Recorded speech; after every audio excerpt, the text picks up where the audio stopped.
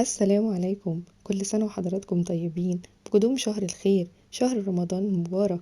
في رمضان وخاصة في وجبة السحور كلنا بندور على الأكل اللي يشبعنا ويخلينا نصوم من غير تعب تاني يوم. ودايما أول حاجة بتيجي في بالنا على السحور هي الفول المدمس. بس يا ترى ازاي تعمليه في البيت بنفس الطراوة والطعم الغني اللي يخليكي تستمتعي بكل لقمة بتاكليها؟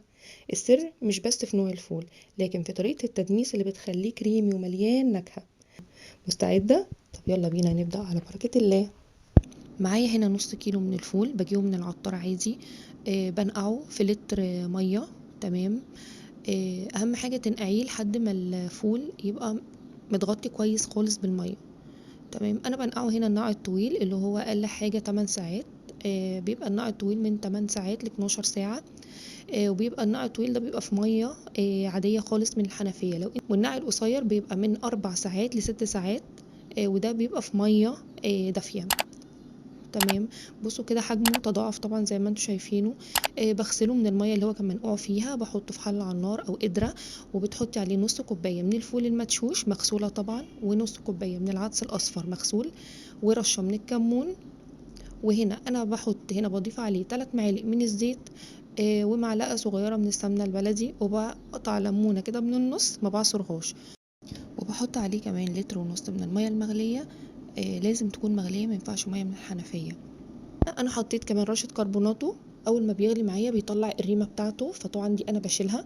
اول ما بيغلي كده زي ما انتم شايفين بغطي بقى، بهدي النار خالص عليه، وتقومي جايه قافله عليه بورق فويل، يعني تحطي ورقه فويل على الوش الحله وبعد كده تضغطي بالغطا.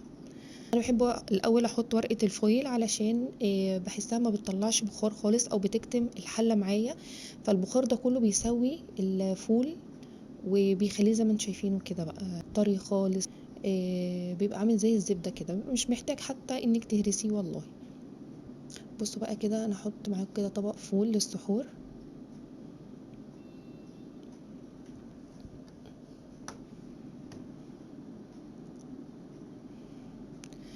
احط بقى طبعا الملح بتاعي، ملح بقى وكمون، ليمون، الطحينة بقى والزيت. طبعا عايزة اقول لكم والله والله طعمه خيالي يعني بجد. اعملي الطريقة دي بس كده، وما تنسيش 3 معالق الزيت ومعلقة السمنة الفلاحي لو عندك سمنة فلاحي. ما عندكيش سمنة فلاحي ما تحطيش، واكتفي ب3 معالق الزيت.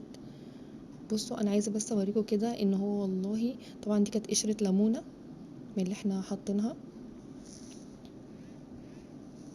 بصوا يا جماعة مش محتاج بجد والله، يعني شفتوا انا ما هرستش، ما عملتش حاجة. طبعا معلقة الطحينة بقى على الوش كده.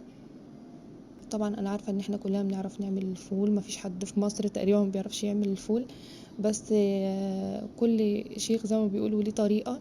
اتمنى الطريقة تكون عجبتكم. ما تنسوناش من صالح الدعاء، ما تنسوش تعملوا لايك وشير واشتراك في القناة. والسلام عليكم ورحمة الله وبركاته. باي باي.